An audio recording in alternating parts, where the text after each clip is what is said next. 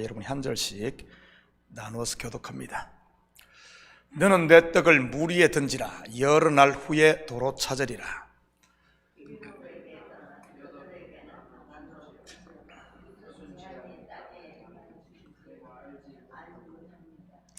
구름에 비가 가득하면 땅에 쏟아지며 나무가 나무로나 북으로나 쓰러지면 그 쓰러진 곳에 그냥 있으리라.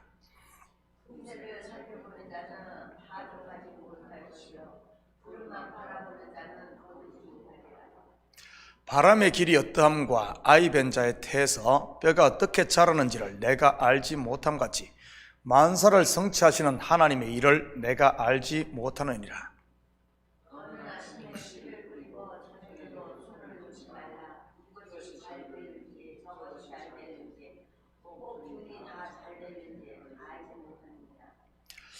빛은 실로 아름다운 것이라 눈으로 해를 보는 것이 즐거운 일이로다.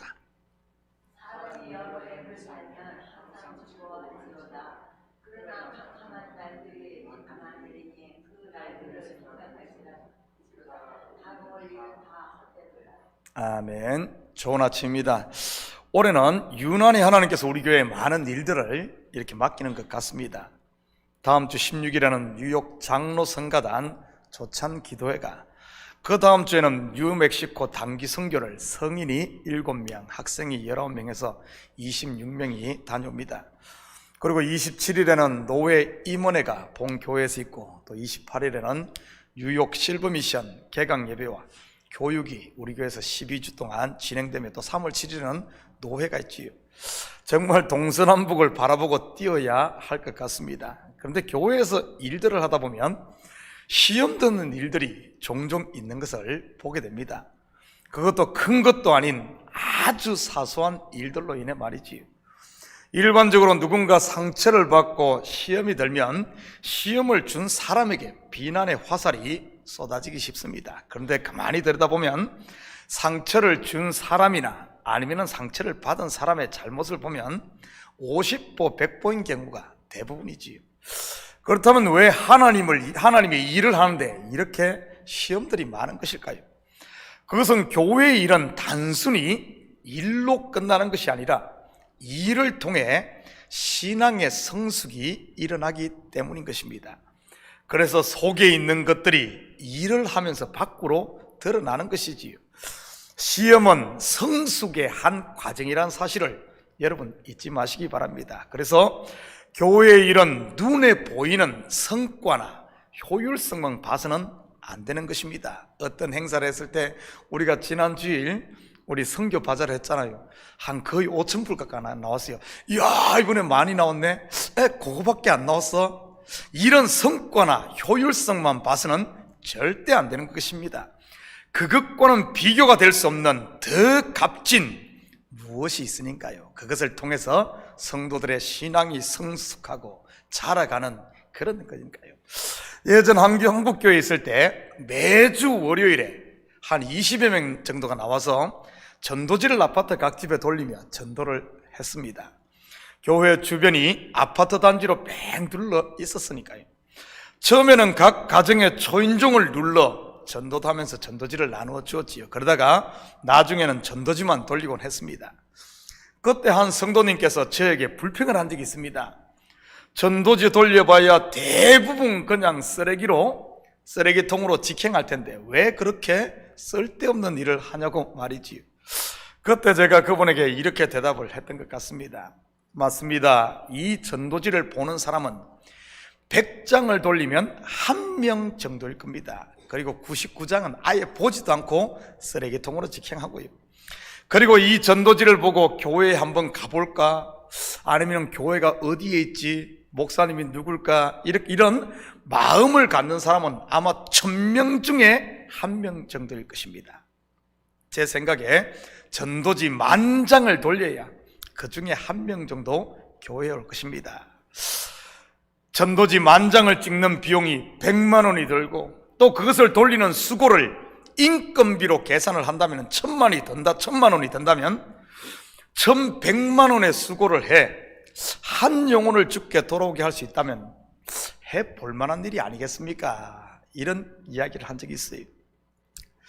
맞습니다. 세상적으로 보면 참 어리석고 미련한 짓 같아 보입니다. 왜 그렇게 미련한 방법을 쓰냐고 말이지. 그런데 그것만이 다가 아니란 사실입니다. 전도지를 돌리는 사람은 여러분 어떤 마음으로 돌리겠습니까? 에이 쓸데없는지 이렇게 돌릴까요? 간절한 마음으로 이 누군가가 돌아오기를 바라는 그 1시간을 하든 1시간 반, 2시간을 하든 그런 마음으로, 기도하는 마음으로 하지 않겠습니까? 바로 기도하는 마음으로 이렇게 한다, 열심히들 정말 마음에 그런 한다는 것이죠. 전도지 만장을 돌려 누군가 그 전도지를 받고 교회에 왔다고 한다면 그 전도지를 돌린 사람은 교회에 온 그 사람을 어떻게 보겠습니까? 아마 보석보다도 더 귀하게 보실 것이고 또한 그렇게 그분을 대할 겁니다. 그리고 그 누구보다 그에게 관심을 가지고 돌볼 게 틀림없지요. 왜냐하면 그냥 된 것이 아니니까요. 그런데 놀라운 사실은 그 가운데 돌아온 사람뿐만 아니라 전도를 한 그 사람의 신앙이 부쩍 자라있는 사실을 보게 됩니다. 마치 아이를 낳아 길러본 부모가 어른이 같이 되어가듯이 말이지. 그렇지 않고 효율성만 따지며 쉬운 길만 찾은 사람은요, 영어에 이런 말 있지 않습니까? Easy come, easy go. 쉽게 얻은 것은 쉽게 사라진다는 말이지요.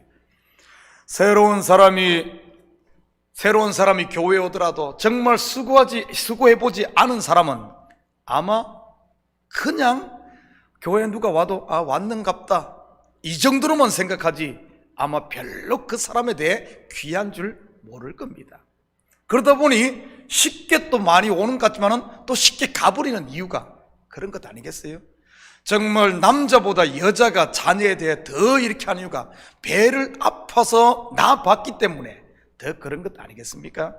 그러면서 가만히 보면은 이렇게 시간이 지나면은 여성분들이 더 빨리 성숙되어 가는 것을 영적으로도 이런 모습을 발견하게 됩니다. 여러분, 우리 한번 생각해 보십시오. 매 쉬운 길만 찾고 편한 길만 찾고 교회에서 효율성만 따져가지고 교회가 되는지 말이지. 먼저는 하나님께서 저와 여러분을 어떻게 구원하셨는지 한번 생각해 보시기 바랍니다. 자기의 독생자를 십자가에 못 박는, 한마디로 말하면 효율성 제로 아닌가요? 죄인을 위해 창조주께서 그런 수고를 했으니 말이지요. 여러분, 우리 인생들이 상상조차 할 수 없는 그런 방법으로 우리를 구원했다는 사실 말입니다. 그러니 한 번 구원한 아들을 주고 바꾼 이런 구원 얻은 성도는 절대 놓지 않고 완성해 나가는 것 아니겠어요? 어떻게 포기하겠습니까? 자기 아들을 주고 바꾸는데. 만약에 그것이 아니고 그냥 대충 그러지 않고 그냥 했다면은, 아이고 이 말 안 들으면은 이건 값어치가 있어야죠. 그냥 가는 거죠. 여러분, 자기의 독생자를 주고 바꾼 우리 하나님이 그렇게 했듯이 우리 너무 교회에서는 좀 너무 효율성 이런 거 따서는 안 됩니다. 한 영혼, 정말 한 영혼에 돌아온 일이라면 우리가 그 어떤 희생이라도 물질적인 것뿐 아니라 할 수 있는 이런 배짱이 있어야 되고요. 우리의 관심이 거기에 있어야 되는 겁니다. 오늘 본문은 성도가 견지해야 할 실질적인 삶의 자세를 소개하고 있습니다. 같이 살펴보면서 나 자신을 한번 살펴보았으면 좋겠습니다. 1절, 2절입니다. 너는 내 떡을 물 위에 던지라. 여러 날 후에 도로 찾으리라. 7에게나 8에게 나눠줄지어다. 무슨 재앙이 땅에 임할는지 내가 알지 못함이니라. 우리는 이 구절을 보면은 여러 날 후에 찾는 데에만 관심이 있지, 너는 물 위에 던지라는 이 말에는 별로 관심이 없을 겁니다. 매 받을 것만 생각하니 말이지요. 그런데 이 말씀의 핵심은 내 떡을 물 위에 던지라입니다. 던지라. 떡을 물 위에 던지면 어떻게 됩니까? 떠내려 가든지 아니면 가라앉아 없어지지요. 그러나 여러 날 후에 도로 찾는다고 하네요. 상식적으로 맞는 이야기입니까? 전혀 맞지 않을 뿐만 아니라 효율적이지도 않지요. 그렇다면 이 말의 의미가 무엇이겠습니까? 2절과 연결해서 보면 구제를 한다든지 아니면 봉사를 한다든지 선행을 한다든지 어떤 일을 하든 교회 일할 때 대가를 기대하지 말고 자꾸 효율성 그런 거 따지지 말고 하라는 말입니다. 예수님께서도 같은 말씀을 하셨습니다. 확인합니다. 누가복음 14장 13절 14절입니다. 잔치를 베풀거든 차라리 가난한 자들과 몸 불편한 자들과 저는 자들과 맹인들을 청하라. 그리하면 그들이 갚을 것이 없으므로 내게 복이 되리니 이는 의인들의 부활 시에 내가 갚음을 받겠음이라 하시더라. 이것은 단순히 구제하는 일뿐만 아니라 모든 교회 일을 하는데도 마찬가지입니다. 대부분의 상처와 시험들이 내가 가진 어떤 기대, 그런 것 때문에 일어난다는 사실 아십니까? 저 사람은 저래야 되는데 하는 내가 가진 기대가 나를 힘들게 한다는 말입니다. 내 기대대로 안 되니 말이지. 목사는 이래야 하는데, 장로님은 저래야 하는데 내 기대와 맞지 않으면 어떻게 합니까? 스스로 실족하여 넘어지는 것이지. 기도도 마찬가지 아닙니까? 내가 받을 계산부터 하고 기도를 하니 내 계산대로 안 되면은 지치고 포기하지. 반대로 기도대로 되면은요, 잠시는 기분 좋다가 하나님 감사합니다 하다가 조금만 지나면은 교만해지지 않던가요? 마치 내 기도발이 세서 그렇게 된 줄로 생각을 한다든지, 아니면은 내가 어떤 받을 자격이 돼서 그런 줄로 생각하기 쉬우니까요. 사실은 내 기대대로 안 되는 것이 나를 내려놓는, 내가 쥐고 있는 것을 내려놓는 진짜 자기를 부인하며 하나님의 뜻에 따르는 진짜 성숙인데도 말이지. 왜 이런 일들이 일어나는 줄 아십니까? 알고 보면 내가 은혜 아래 있지 못하고 은혜를 잊고 있다는 이런 것들이 하나의 증거일 수 있습니다. 우리가 하나님으로부터 받은 것이 무엇입니까?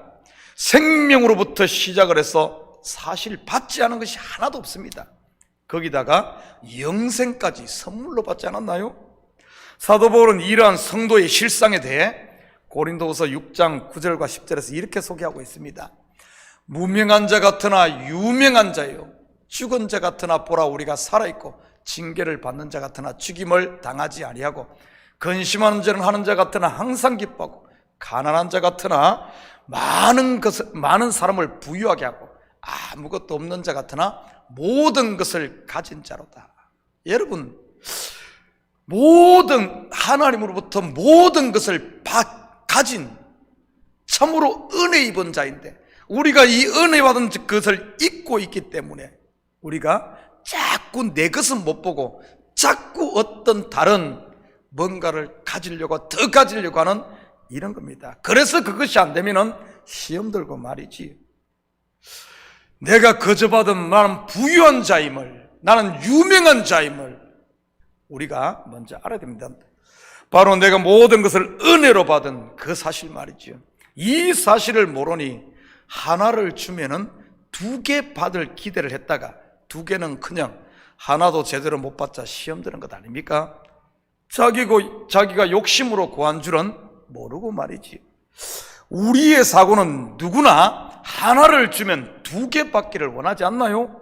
세상의 모든 시스템이 그렇게 돌아가고 있으니 말이지.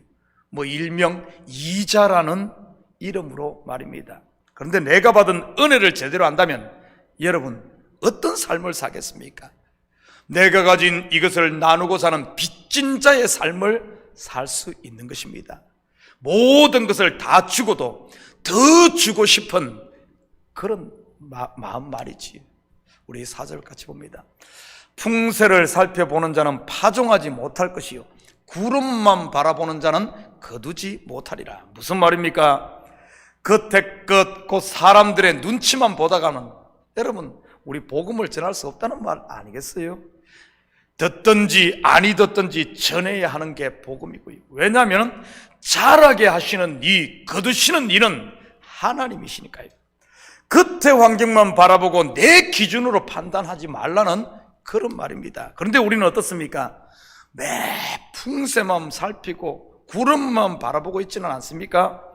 내 형편이 나아지면 교회에 헌금해야지, 내가 시간이 생기면 봉사해야지, 내가 은퇴하고 나면 선교도 가고 좀 시간이 많으니 기도도 해야지 하면서 말이지. 그러면서 잘피 미루는 여러분 하나님의 일은 없습니까?